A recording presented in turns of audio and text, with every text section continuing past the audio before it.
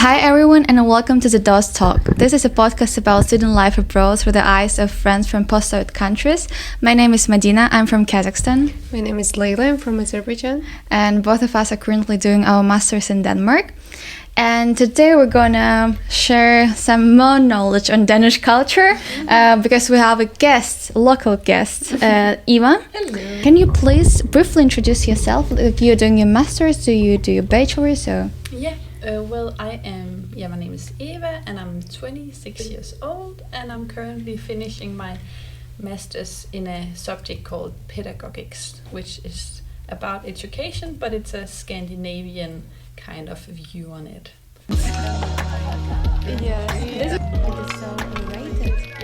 Most of Danish people speak English really fluently. So I'm just wondering, what is the secret of it? Is that true? I think it's partly true. Well, the thing is that it has become more common for children in Denmark to earlier get education in English. I know also from my English teacher in the gymnasium when I was older that in Denmark and perhaps in other Scandinavian countries, we make a big deal out of speaking English in class. The thing is, in Kazakhstan and probably in Azerbaijan, correct me if I'm wrong, we also study English from the age of 6, 8, like from the very beginning of the school, mostly. But we don't have that good level of English. So maybe you had English teachers like the ones from the UK or the US. Or maybe in the Danish television, you have some movies or cartoons in English. Usually it's not common to have like English teachers who are from England, but I noticed that they don't speak with a very thick dialect. So I guess they have perhaps in their teaching, their own teaching of becoming teachers, they have been emphasized to make sure they speak with a neutral English accent. I don't know if that helps. But then in our television, our cartoons, they can be subbed and dubbed, what you call it. But with English subtitles? Or? With Danish if like they're Danish speaking, there are no subtitles. But if they are English speaking, there are Danish subtitles. But the thing is, like with common television, like English movies, English TV shows, they are not doubled. No, like they are in Germany, where they're pretty bad at English, to be honest. There is a very common feature of Danish people, or maybe like generally Scandinavian people, to unite and to be united, to like you have a strong feeling of a commitment to the society. My theory was that you're like a small nation and you just like have the stronger feeling of uniting. What do you think about this? I actually heard a podcast on this and I don't remember it completely correctly, but our amounts of trust in each other are very high. It's like one of the highest in the world, I've been told. So that means, for instance, we just leave our computer oftentimes out in common areas at uni and expect them not to be stolen and stuff. And Leyla just tried it for the first time last week, right? Yeah, with your I laptop. left my laptop and everything, my wallet in the Royal Library. I was like, let's see what will happen. And then I had lunch and came back. Everything is fine. And she texted me, okay, Danish people approved. But the reason why I heard we have high levels of trust here is from what I heard in the podcast. It's from the Viking times, where we did a lot of trading. But back then you couldn't like make deals as we do now, where you put it in a calendar and you cannot call people and say, are you gonna show up? So the deals we made mouth to mouth was something we were very dependent on, and also like dependent on, now I give you my cow, so now I expect to get this back. And somehow that built the trust for our society. But do you consider your country the happiest in the world? No, I don't. Also because I think Finland is on top of that now, but I think I see how it could be because we have a good work-life balance. So your work doesn't take up your whole day, but I don't consider us the happiest. It's interesting how anytime I talk to Danes, not even single one of them want to to go abroad, to move abroad. Yeah. But none of them also consider it the happiest. When like the whole world, the rest of the world consider you like, well, they are living the life. They know how to live this life. But I think it's because when you are born in such a society, you're not really aware of. You cannot compare it to. I actually think we society. take a lot of things for granted. Especially when I've met exchange students, met some from Portugal who talked about how she feels so sad for a whole generation because she can see how they're all depressed because they cannot find a job, they cannot afford to move away, yada yada yada. When I meet a Chinese student who's like, he cannot, like the whole year he was here, he could not visit his family or they could not visit him because they cannot afford that. Where I would be like, oh, just I went home for Christmas or la la la. Yeah. And I think a lot of times also when people complain, including myself, when I complain about my everyday life, I'm like trying to get a reality check because we know our problems are teeny tiny. Yeah. But still, like, your problems is still a problem. Just like comparing you like on the top of happiest people in the world. What about Hygge? Do you think because like our first we discussed this before with Leyla, our first impression and what we knew before moving here, we knew only that Denmark is number one or like number two the happiest nation in the world, and that there is like a concept called Hygge about comfort, about coziness and everything.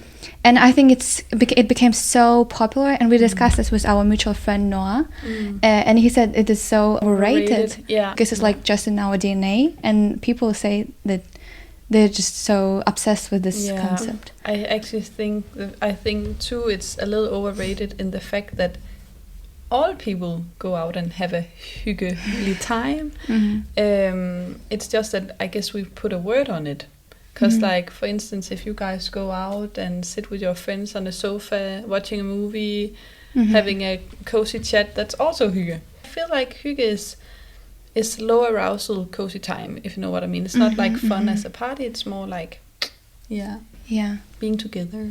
Do you think that like being humble is a common feature for Danish? I think it is. Yeah, I really think it is. Like, we have this thing you have perhaps heard about the Jante law.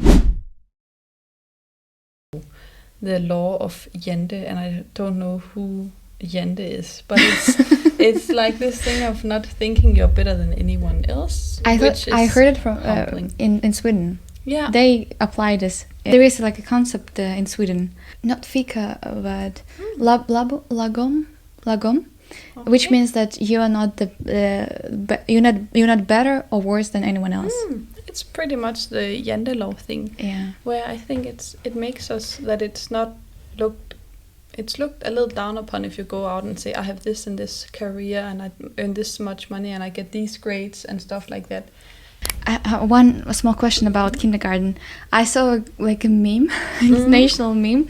It's like a picture of children, Danish children, playing in the like in a very dirty place, like with just like natural things instead of any toys, like any other activities. Yeah.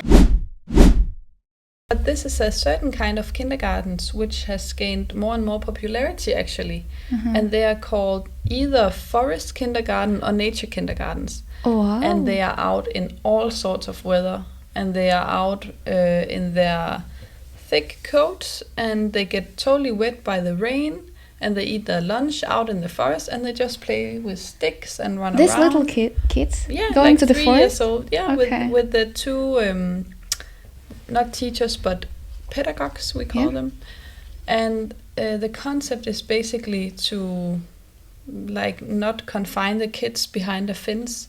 Like, you also teach them independence for each other and care for each other by not putting up a fence and making them run around in the forest and they have to find back themselves. And that's very smart. Sounds more wild than it is, because it's basically just letting your kid out in the garden to play, and they know the boundaries and come back.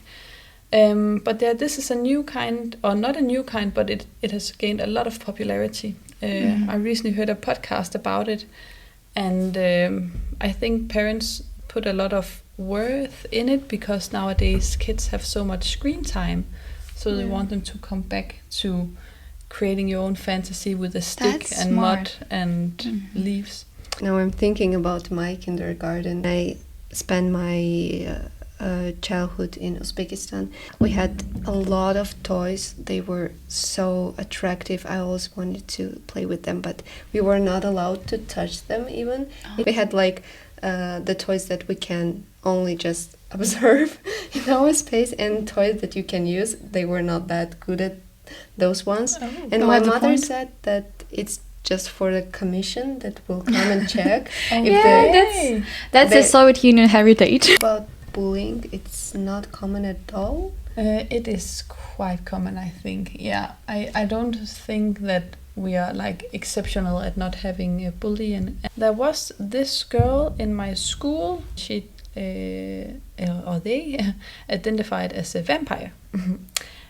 So they went to school with like dark hair and dark clothes and vampire teeth. And I would say they were bullied by the bigger kids in the school, and perhaps a school uniform could have saved her. Did you have any special special subject that you studied at school?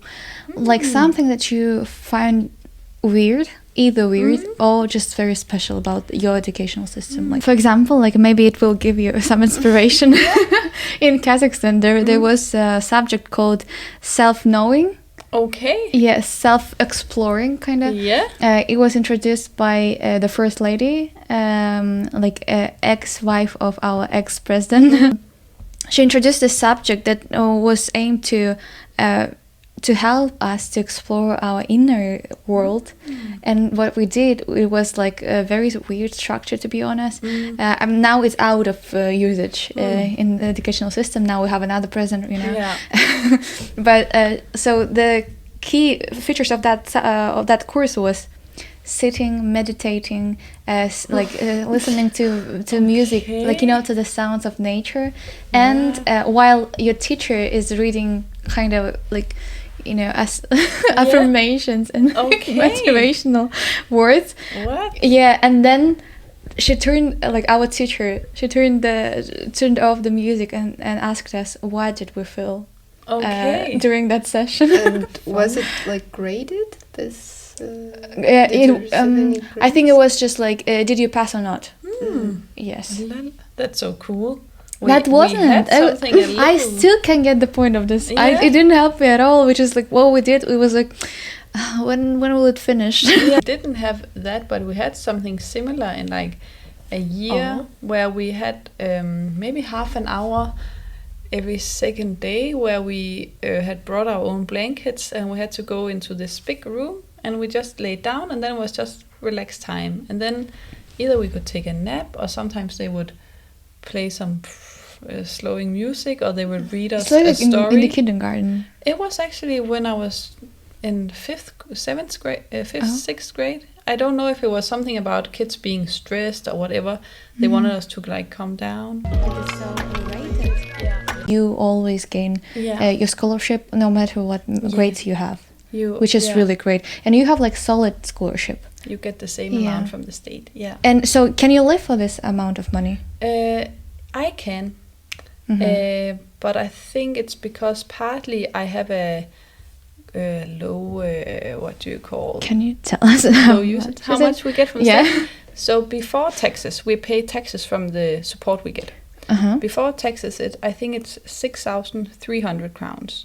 No, 6,100 crowns. And after taxes, the money I get paid is 5,300. I can manage because my rent is not too high. Yes. But my rent would be really high in Copenhagen. So that would be difficult to manage. So that's why a lot of people have student jobs on the side. Yes. So it's 710 euros. 700. Like 5,000 and... That's quite a lot. Like comparing to my country, I told you, we have like 100 euro. Euros in Kazakhstan, if you get this scholarship, not like as a default. And the philosophy behind it's called SU, student support. That is. Is it in Danish? SU, it's called Yeah, in a direct translation student support, that is that they want this way the people's education to be of higher quality, because then you don't spend your time working Totally 3 makes sense. jobs. Yeah. Did you cycle to the school? I cycled to school.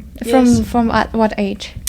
When did you start cycling? I generally? started cycling when I was perhaps the age of 11, 10 years old. Okay, I thought it was like from the very early days, like from your Yeah. birthday. Yeah, but the thing is, I live on the countryside, and to get to school, I had to bike by a long, half dangerous road, you know, where people drive quite fast. So that was more of a safety concern, because I know kids from my school who are more safe in the area. What you say, they biked from earlier age. But then we had this bus come pick us up in the countryside. And there is also a special structure in Danish educational system that called Højskole. Højskole. So if you pass by, if you're just walking around, you can see some buildings where people are just chilling, having fun, like young people having fun, and it's called studying. Like, like as far as I see. Can you describe what is it? So I would say Højskole is compatible to something we haven't discussed actually, but which is called Efterskole, which is after school, the direct translation. I went to after school. It's common to boarding school in a lot of countries, but this I went to on my 10th grade. So that was before I had finished the obligational 9 years of school. Then before gymnasium, mostly the more privileged kids can go to after school, which is not so much about education. It's more about well-being and flourishing as an individual. And you do sport a lot. We did sports. You can do creative. You can do music. You can do horseback riding. Yeah. There are a lot of different themes. If you go there in 8th and 9th grade, you have to get through the same curriculum as the ordinary school, but it's just perhaps more fun. You live at the school. You have many more activities which suit your personality, whatever. And it's a place that is used a lot for, especially in 8th and 9th grades, people who are not perhaps flourishing in their own school. They need development. And these places are so like have a big focus on the person, like to help them to open up. Yeah, exactly. And I went there in 10th grade, which is very common before you go to gymnasium. I was also very, very shy, and that helped a lot. Like moving, I lived at the school, you know, and just lived with other girls and boys, and we just had fun. Also went to school, but not as much in 10th grade. We also were discussing with Madina if the group work is common in all Danish universities, or maybe also in schools, because we have group work here in our program. We were thinking maybe it's just our program decided to organize the curriculum like this, or is it the same? Good question, because there's actually quite a big difference. I think in like gymnasium they emphasize group work, and also in the common elementary school and all that. But for universities it can become very different. I went for my bachelor's degree to the University of Aalborg, which is the city up north from here. I'm going there on 25th. Ooh, cool. Yeah. And group work was really emphasized there. We also project work. Each semester we had classes, but we also had to make a big project on the side. And on your own? Or with people. What you could do it on your own, but they really emphasized, be at least 3 people. A little question, the most interesting among internationals. Okay. How to become a friend with a Danish person? I think that's difficult, because we are quite reserved. Yeah, we are. Like, I remember the big culture shock when I went to South America. And the first. I feel like you experienced so much cultural shocks in South America. Like the first thing I met was a woman coming up to me and like greeting me for the first time, but kissing me on one cheek and kissing me on the other cheek, and like speaking to me like I was her best friend already. And just the girls there, they spoke to me like we were already best friends, and I was like, I want to do this, but I haven't been socialized to do this. So yeah, we are quite reserved, I think. But at the same time, I think maybe I'm just lucky with like my dorm mates, but they all, like especially Danes, they are very like open to hang out. Like, okay, I'm up, I'm down to go there. Yeah, I'm up. So is it just like like a success of getting that dorm? Do you think it's common? I don't think that. Perhaps I'm describing us a little too reserved, because I guess it can vary a lot. But that's a huge stereotype about Danish people in general, and that's what people saying. Yeah, I guess perhaps like, I don't know. But how did we become friends? I hope you consider us friends. Like you? No. Us? Well, I think perhaps if you had met me before I went traveling and all that, perhaps I think I would have been too reserved to like... Yeah, to open up about getting a new friend. But you are always, like at least now, you're always up for having like common dinners, common activities. Yeah. But when I'm talking to other people, they mostly say that, well, they're just talking like with each other, like hanging out with each other, and I'm not really close to them. Yeah, I do generally think that we are not as open as, for instance, like South Americans or let's say Spanish people or Italian people, where you just go spontaneously to each other's home. We are usually very like not so spontaneous, perhaps more like if I have a deal, then I can show up. Like here it's not very common for family just to show up unannounced at each other's doorsteps, like as it could be in Italy perhaps. So it's a really good question, because I do, like as you say, like see it's not common, for instance, in our kitchen, and I can mention a lot of people who I know it's not common from, but also from a lot of my friends. I know they're very reserved, and like they stick to the friends they have. Yeah, like their own circle that they created in the childhood. Exactly. And then they perhaps add a few people on the go. But not like just open arms, talk to each other like. But do you have any tips for how to be a friend of Dane? Leyla wants to make some Danish friends. In the end of my journey. This is the last point in her bullet points.